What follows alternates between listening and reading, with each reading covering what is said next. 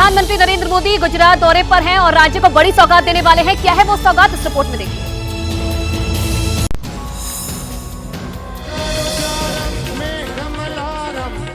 मंगलवार को जब पीएम मोदी अहमदाबाद पहुंचे तो सबसे पहले खुली जीप में सवार होकर एक रोड शो में हिस्सा लिया।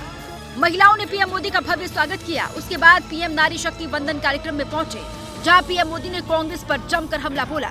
आपके डर से ही इसका समर्थन करने के लिए मजबूर होना पड़ा है और वोट डालना पड़ा है। इन्होंने महिलाओं को अलग अलग वर्गों में बांटकर आपकी ताकत को कमजोर करने का पैंतरा भी चला। प्रधानमंत्री नरेंद्र मोदी के गुजरात दौरे का आज दूसरा दिन है। पीएम करीब 5,000 करोड़ से ज्यादा की परियोजनाओं की सौगात देंगे। मोदी आज सबसे पहले सुबह 9:30 बजे अहमदाबाद के साइंस सिटी में वाइब्रेंट गुजरात के कार्यक्रम में शामिल होंगे। उसके बाद पीएम 11:30 बजे बोडेली के एक कार्यक्रम में हिस्सा लेंगे। दोपहर करीब 3:30 बजे पीएम मोदी का वडोदरा हवाई अड्डे पर महिलाओं ने स्वागत की तैयारी कर रखी है। वहाँ से पीएम सीधे दिल्ली के लिए रवाना हो जाएंगे। मध्य प्रदेश के चुनाव में बीजेपी ने अपने कई सूरमाओं को चुनाव मैदान में उतार दिया है, लेकिन ऐसा लगता है कि उनमें से कईयों के मन को ठेस लगी हुई है।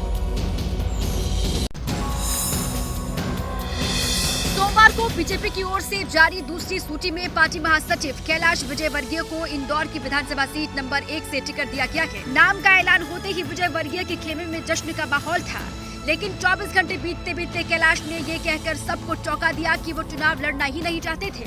कि मेरी लड़ने की इच्छा ही नहीं। एक माइंडसेट होता है ना लड़ने का, अपने को तो जाना भाषण। अब बड़े नेता हो गए, अब हाथ जोड़ने का जाएंगे। लगातार केंद्रीय मंत्री बने हुए थे, सांसद बने हुए थे, उनको ये विधानसभा में उतारा जा रहा है। इसका मतलब ये है कि मध्य प्रदेश में भारतीय जनता पार्टी हारने वाली है। हालांकि एमपी के सीएम शिवराज सिंह चौहान कह रहे हैं कि इससे बीजेपी की बड़ी जीत सुनिश्चित हो गई है। शिवराज सिंह चौहान ने मंगलवार को अपनी कैबिनेट बैठक में जिस तरह सभी को शुक्रिया किया, वो उनकी कैबिनेट बैठक कम विदाई बैठक ज्यादा लग रही थी। कयास भी यही लगाए जा रहे हैं कि बड़े नेताओं को लाकर इस बार बीजेपी एमपी में चेहरा बदलना चाह रही है।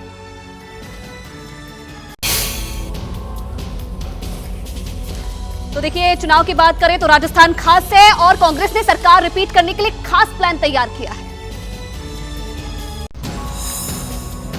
बीजेपी की परिवर्तन संकल्प यात्रा के जवाब में राजस्थान में आज से कांग्रेस की चुनावी यात्रा का आगाज हो रहा है, जिसका नेतृत्व सूबे के सीएम अशोक गहलोत करेंगे। कांग्रेस का इस यात्रा में 38 विधानसभा सीटों पर फोकस रहेगा। 16 जगहों पर जनता से संवाद कार्यक्रम होगा, 11 टाउन हॉल मीटिंग होंगी, 5 रोड शो होंगे, 10 प्रसिद्ध मंदिरों में दर्शन किए जाएंगे, 10 नुक्कड़ सभाएं होंगी, 4 जगह महिला सम्मेलन होंगे और 8 जगह सीएम युवाओं से सीधा संवाद करेंगे। वहीं दूसरी ओर असदुद्दीन ओवैसी की पार्टी AIMIM राजस्थान की चुनावी रण में किस्मत आजमाने उतरने जा रही है। पार्टी ने करीब 30 सीटों पर अपने उम्मीदवार उतारने का फैसला किया है। उम्मीदवार तय करने के लिए पार्टी की तरफ से बैठकों का दौर जारी है। राजस्थान विधानसभा में AIMIM पहली बार प्रत्याशी उतार रही है। राजस्थान में भी इलेक्शन होगा, वहाँ पर भी हम उम्मीदवार खड़ा करने जा रहे हैं। राजस्थान में विधानसभा चुनाव में बेहद ही कम दिन बचे हुए हैं। चुनाव आयोग जल्द ही तारीखों की घोषणा कर देगा। ऐसे में सभी सियासी दलों का चुनावी पारा गर्म है। बिहार की बात करते हैं। वहां की सियासत गरमाई हुई है और इसकी वजह है वहां के मुख्यमंत्री नीतीश कुमार, जिन पर बीजेपी के एक नेता पूर्ण विराम लगा रहे हैं। नीतीश कुमार का मन डोल रहा है। नीतीश कुमार एनडीए में शामिल होंगे। सुशासन बाबू पर लालू परिवार का दबाव है। नीतीश एग्जिट का रास्ता खोज रहे हैं। ये वो तमाम सवाल हैं जो बिहार से लेकर दिल्ली तक के सियासी गलियारों में कई दिनों से गूंज रहे हैं। नीतीश इन दिनों किसी न किसी वजह से सुर्खियों में हैं।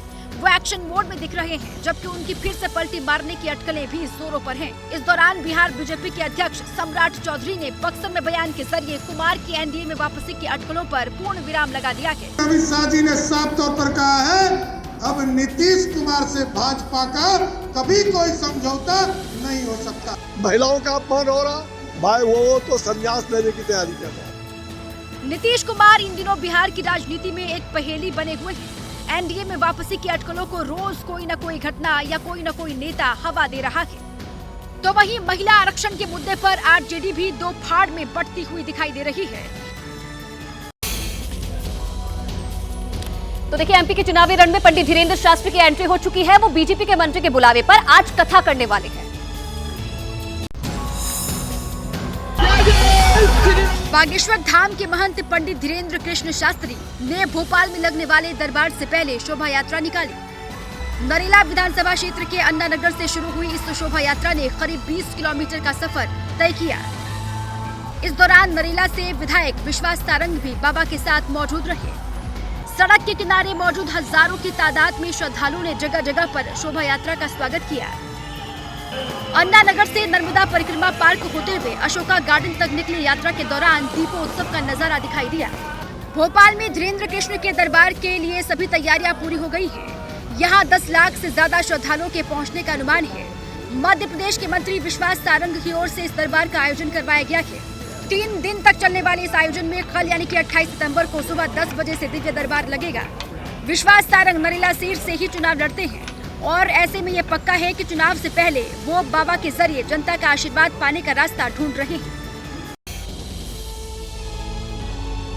मध्य प्रदेश के उमरिया में खूब हंगामे और बवाल की खबर है। इसकी वजह क्या है, इसके कारण क्या है, आपको दिखाते हैं इस रिपोर्ट में।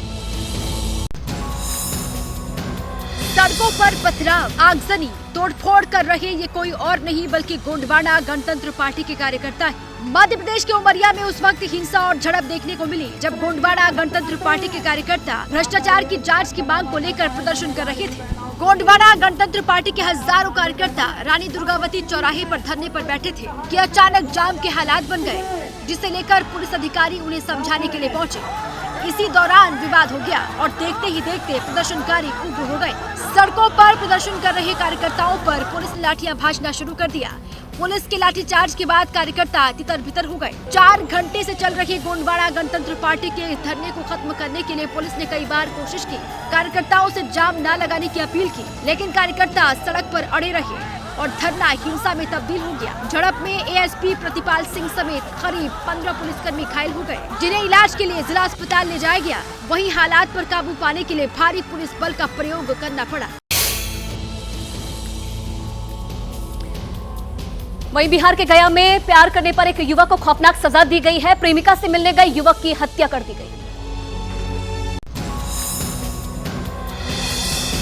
कहा जाता है जब प्यार परवान पर चढ़ा होता है तो क्या अच्छा क्या बुरा कुछ भी दिखाई नहीं देता है। बिहार के गया जिले में एक ऐसी वारदात सामने आई है।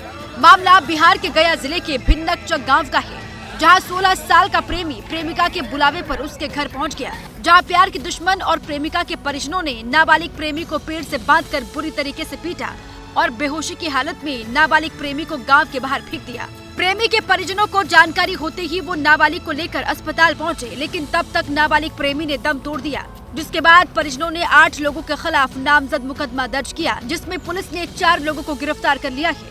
लड़की के परिजनों द्वारा इस लड़का को मारपीट किया गया और इसी क्रम में ज़्यादा चोट लगने से उनकी तबीयत खराब होने लगी और फिर इसे गया ले जाया रहा था, जहाँ पर इलाज के दरमियान इसकी मृत्यु हो जाती है। 4 अक्यूज को गिरफ्तार की जाती है।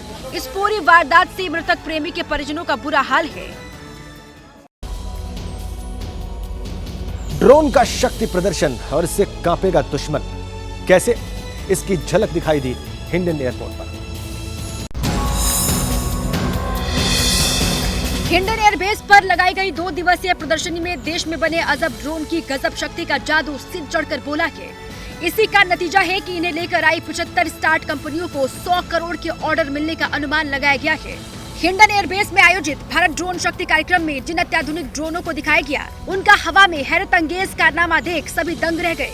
यहाँ जो ड्रोन दिखाए गए हैं वो खेती से लेकर सैनिकों को हथियार पहुँचाने के साथ ही दुश्मनों के घर में घुसकर बम गिराने तक में माहिर हैं। स्वदेशी ड्रोन का इस्तेमाल सेना दुश्मनों के हर कदम पर नजर बनाए रखने के लिए कर रही है। अगर प्राइवेट कंपनीज जो देश को आगे ले जाने की बात कर रही हैं, वो भी इस ड्रोन को आज की डेट में यूज कर रहे हैं। जब फ्लाई करता है तो कोई भी अगर ग्राउंड पे मूवमेंट हो रही है, ये उसको हाईलाइट करता है। आज की डेट में मैं बात करूं अगर तो इंडियन आर्मी इसको यूज कर रही है सिक्योरिटी एंड सर्वेलेंस के लिए। गाजियाबाद में 2 दिन तक चले ड्रोन शो में भारत ने अपनी स्वदेशी ताकत का दम दिखाया।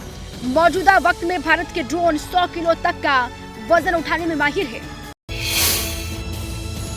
और मुंबई में गणपति बप्पा मोरिया के जयकारों से माहौल भक्तिमय हो गया है। कैसे, इस रिपोर्ट में देखिए।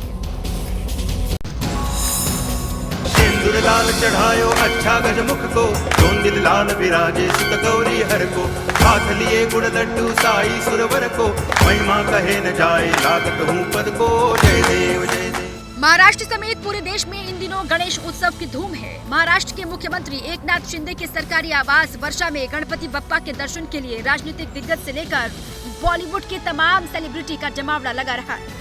बीजेपी के राष्ट्रीय अध्यक्ष जेपी नड्डा से लेकर कई बड़े नेताओं ने शिंदे के घर पहुंचकर बप्पा का आशीर्वाद लिया। बॉलीवुड के कई बड़े सितारे सीएम शिंदे के आवास पर बप्पा का आशीर्वाद लेते हुए दिखाई दिए, लेकिन तीनों खान की जोड़ी ने सबका ध्यान खींचा। ब्लू कलर का कुर्ता पहनकर ट्रेडिशनल लुक में बॉलीवुड के किंग खान शाहरुख बप्पा का दर्शन करने पहुंचे, तो बॉलीवुड के दबंग सलमान खान लाल कुर्ते में अपने परिवार के साथ शिंदे के घर पर गणपति बप्पा की आरती उतारते हुए दिखाई दिए। वहीं सीएम एकनाथ शिंदे के घर बप्पा के दर्शन करने शाहरुख, सलमान के अलावा पंकज त्रिपाठी, जैकी श्रॉफ, अर्जुन रामपाल के साथ साथ सुनील शेट्टी और राजकुमार राव भी अपनी पत्नी के साथ पूजा में शामिल होने पहुंचे। एक बहुत बड़ी अपडेट इस वक्त मिल रही है। गैंगस्टर टेरर नेटवर्क को नेस्तनाबूद करने के लिए एनआईए ने देश में 50 से ज्यादा जगहों पर छापे मारे हैं। कई राज्यों में छापेमारी की कार्रवाई जारी है एनआईए की, और इसका मकसद है गैंगस्टर टेरर नेटवर्क को खत्म करना, तबाह करना। 50 से ज्यादा जगहों पर छापे मारे जा रहे हैं अलग अलग राज्यों में। उत्तर प्रदेश, पंजाब, हरियाणा, मध्य प्रदेश, इन तमाम राज्यों में ये छापेमारी की कार्रवाई जारी है नेशनल इन्वेस्टिगेशन एजेंसी की। ये बड़ी अपडेट इस वक्त की। गैंगस्टर टेरर नेटवर्क को खत्म करना इस कार्रवाई का मकसद एनआईए की। लगातार एनआईए सक्रिय है।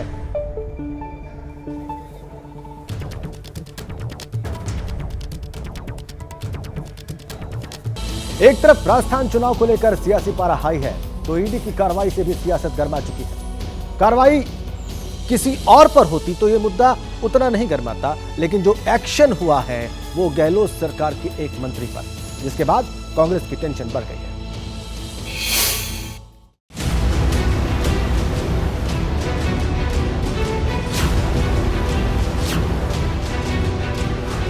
राजस्थान में चुनावी सरगर्मी के बीच ये तस्वीर सामने आई ईडी की छापेमारी की। ये छापा किसी और के ठिकानों पर नहीं, बल्कि राजस्थान सरकार के गृह राज्य मंत्री राजेंद्र यादव के यहाँ पड़ा, जिसके बाद राजस्थान की सियासत गर्मा गई। ताबड़तोड़ छापेमारी के बाद राजेंद्र सिंह यादव सामने आए और केंद्र सरकार पर आरोप मढ़ दिए। बिजनेस में हमारे कभी भी इनकम टैक्स आ सकती है, अगर कोई ऐसा आ सकता है उसकी कोई वो नहीं है। मुझे जहाँ चुनाव आते हैं वहाँ पहले से ईडी जाती है, तो कहीं ना कहीं तो कुछ है। मुझे काहे का डर है, मैं किस लिए डरूंगा। जैसे ही छापेमारी की खबर दिल्ली तक पहुंची, सियासी वार पलटवार शुरू हो गया। कांग्रेस नेताओं ने बीजेपी को घेरना शुरू कर दिया। ये तो सब चलेगा, अब एक बार पूरी बात सामने आने दो। मेरे को तो पूरी बात है, अभी तो मैं पब्लिक में गिरा हुआ हूँ, आप देख लो। अब मैं कर रही है जगह करवा दो, अब देखा देगा कहीं हुए। जिसके पास गृह विभाग, उसके यहाँ ईडी, सीबीआई, इनकम टैक्स जैसी चीजों को उतार देना। परसों मोदी जी आ गए, सामने उनको दिख गया कि यहाँ तो शर्मनाक हार हो रही है। दरअसल ईडी ने छापा राजस्थान की कोटपुतली और बहरोड में मौजूद कंपनियों पर मारा। ईडी की ये छापेमारी मिड डे मील में गड़बड़ियों को लेकर बताई गई, क्योंकि केंद्रीय एजेंसियां मिड डे मील में गड़बड़ी की जांच कर रही हैं और इस घोटाले में राजेंद्र यादव की कंपनियां रडार पर हैं। 7 सितंबर 2022 को इनकम टैक्स ने 53 ठिकानों पर रेड मारी थी। राजेंद्र यादव मुख्यमंत्री अशोक गहलोत के करीबी मंत्री हैं। ये पहली बार नहीं है जब गहलोत सरकार के किसी मंत्री के ठिकानों पर केंद्रीय एजेंसी ने छापा मारा है। इससे पहले भी मंत्री महेश जोशी के ठिकानों पर छापा मारा गया था, लेकिन राजेंद्र यादव पर छापा राजनीतिक गलियारों में चर्चा का विषय बन गया है, क्योंकि राजेंद्र यादव अभी गहलोत सरकार में मंत्री हैं। कोटपुतली से दूसरी बार विधायक चुने गए हैं। जयपुर ग्रामीण के कांग्रेस जिला अध्यक्ष भी रह चुके हैं। राजेंद्र यादव के एजुकेशन समेत कई कारोबार हैं। इनमें कोटपुतली में उनकी पोषाहार बनाने की फैक्ट्री है। राजेंद्र यादव का पैकेजिंग इंडस्ट्री में बड़ा काम है। उनका गुरुग्राम, दिल्ली और उत्तराखंड में हाईटेक पैकेजिंग प्लांट है। ईडी की छापेमारी के बाद राजस्थान की अशोक गहलोत सरकार में गृह राज्य मंत्री राजेंद्र सिंह यादव की मुश्किलें बढ़ सकती हैं, क्योंकि चुनावी साल है और इस साल राज्य में चुनाव होने वाले हैं। ऐसे में राजेंद्र यादव पुश्तैनी कारोबार बताकर केंद्रीय एजेंसी को घेर रहे हैं। किसी के भी परिवार में बच्चों को काम करने का अधिकार है। ट्रेडिशनल हमारा पारिवारिक बिजनेस लगातार करते आ रहे हैं। राजस्थान में भी शुरू कर रखा है, उत्तराखंड में भी है, दिल्ली में भी कर रहे हैं।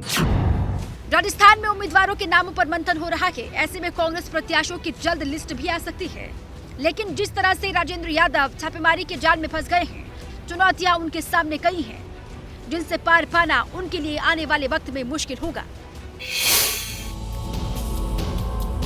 और जिस पल का सभी को इंतजार था, वो शुभ मुहूर्त, वो शुभ घड़ी आ गई है। बात राम मंदिर के प्राण प्रतिष्ठा की हो रही है, जो कि 22 जनवरी को प्राण प्रतिष्ठा को हो सकती है।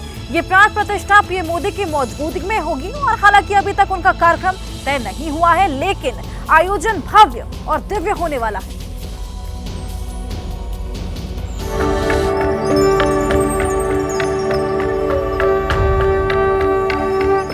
अयोध्या का श्री राम मंदिर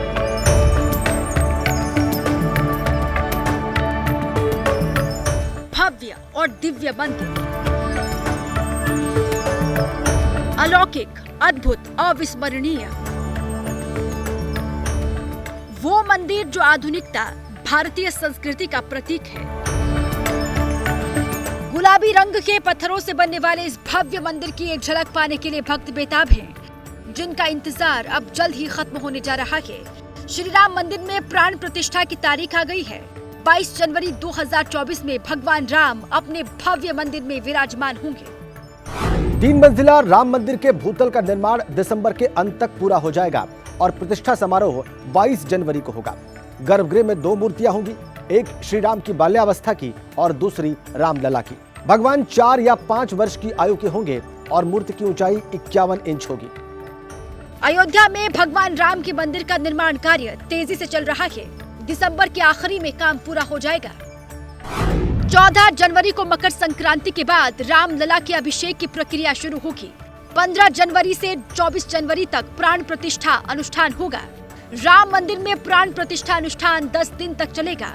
22 जनवरी को पीएम मोदी के अयोध्या आने की संभावना है। अयोध्या में पीएम मोदी की मौजूदगी में ही रामलला की प्राण प्रतिष्ठा होगी, जिसके बाद 24 जनवरी से श्रद्धालु राम मंदिर में दर्शन कर सकेंगे, ऐसी संभावना जताई गई है। रामलला के प्राण प्रतिष्ठा कार्यक्रम में साधु संतों को भी आमंत्रित किया गया है। ये ऐसा कार्यक्रम होगा जो दिव्य और भव्य होगा। पूरी अयोध्या को दुल्हन की तरह सजाया जाएगा। वो अलौकिक है, अद्भुत है और बहुत ही सुंदर ढंग से बन रहा है। ये लोग सोच रहे हैं कि जो 24 में होना है तो 23 में ही पहले ही पूर्ण हो जाए, जिससे कोई भी कार्य ऐसा न रहे कि जो यह रह गया है और इसको बनाने की जरूरत है। इस प्रकार से बनेगा।